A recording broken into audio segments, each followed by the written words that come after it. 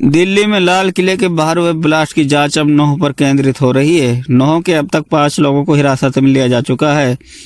इनमें 3 डॉक्टर हैं। तीनों का फरीदाबाद की अल फलाह यूनिवर्सिटी से नाता है।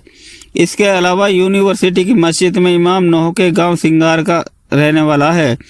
वहीं आतंकी मॉड्यूल में गिरफ्तार डॉक्टर मुजम्मिल को अमोनियम नाइट्रेट बेचने वाला खाद्य विक्रेता दिनेश सिंगला और डब्बू भी नौह का है। एनआईए और फरीदाबाद क्राइम ब्रांच लगातार नौह के अलग अलग इलाकों में छापेमारी कर रही हैं। 2 डॉक्टरों को गुरुवार देर रात हिरासत में लिया गया। वहीं एक डॉक्टर कुछ दिन पहले तावड़ू के एक निजी अस्पताल से पकड़ा गया। हिरासत में लिया गया डॉक्टर मुस्तकीम ब्लास्ट वाले दिन यानी 10 नवंबर को दिल्ली में ही था। परिजनों का कहना है कि 9 नवंबर को दिल्ली एम्स में इंटरव्यू देने गया था। 11 नवंबर को लौट आया था। जांच एजेंसियों ने सबसे पहले नौह शहर के रहने वाले डॉक्टर रेहान को हिरासत में लिया, जो तावड़ू में एक निजी क्लिनिक में कार्यरत था। बताया जा रहा है कि रेहान ने अल फलाह यूनिवर्सिटी से हाल ही में एमबीबीएस की पढ़ाई पूरी की थी। शक है कि वह आतंकी मॉड्यूल के संपर्क में था।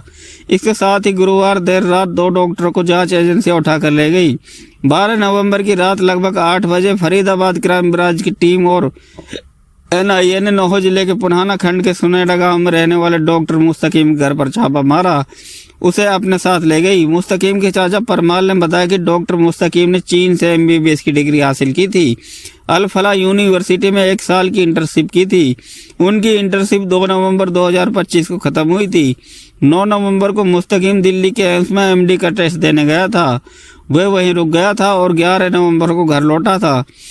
परिजन ने यह भी बताया कि ब्लास्ट के बाद 12 नवंबर को दिल्ली पुलिस और जांच एजेंसी से जुड़े 2 अधिकारी सुनेटा गांव में उनके घर पर पहुंचे थे। उन्होंने डॉक्टर मुस्तकीम से काफी देर तक आमने सामने बैठकर बातचीत की थी, लेकिन उस समय उसे हिरासत में नहीं लिया गया। परिजनों का कहना है कि कॉल डिटेल, बातचीत और चैट के आधार पर जांच टीमें मुस्तकीम को हिरासत में लेकर गई है।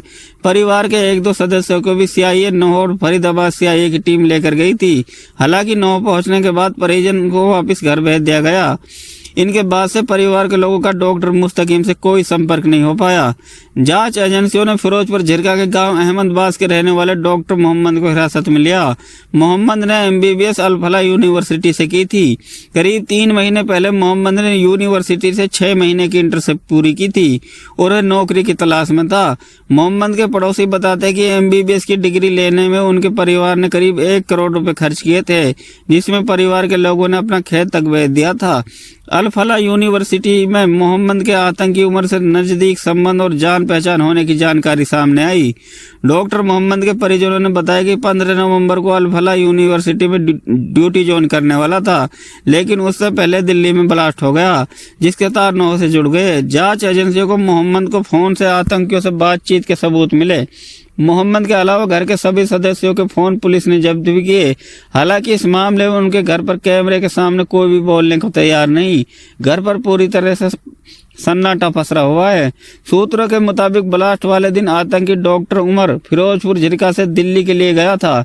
डॉक्टर मोहम्मद का गांव अहमदाबाद भी फिरोजपुर झिरका से महज 3 किलोमीटर की दूरी पर है। उमर की car I-20 Delhi Mumbai expressway पर सीसीटीवी कैमरे में कैद हुई थी, जिसका वीडियो सामने आया है।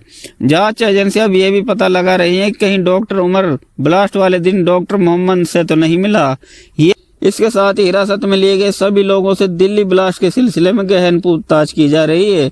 एनआईए और अन्य केंद्रीय एजेंसियां क्षेत्र में लगातार छापामारी कर रही हैं। मामले में अभी और गिरफ्तारियां होने की आशंका जताई जा रही है। अल फलाह में जो सीनियर जूनियर डॉक्टर हैं, जो इनका ये भी डॉक्टरी के कोर्स कर रहा हूँ, वो बड़े बड़े डॉक्टर हैं, वो नंबर वगैरह जो है एक दूसरे का आपस में कांटेक्ट में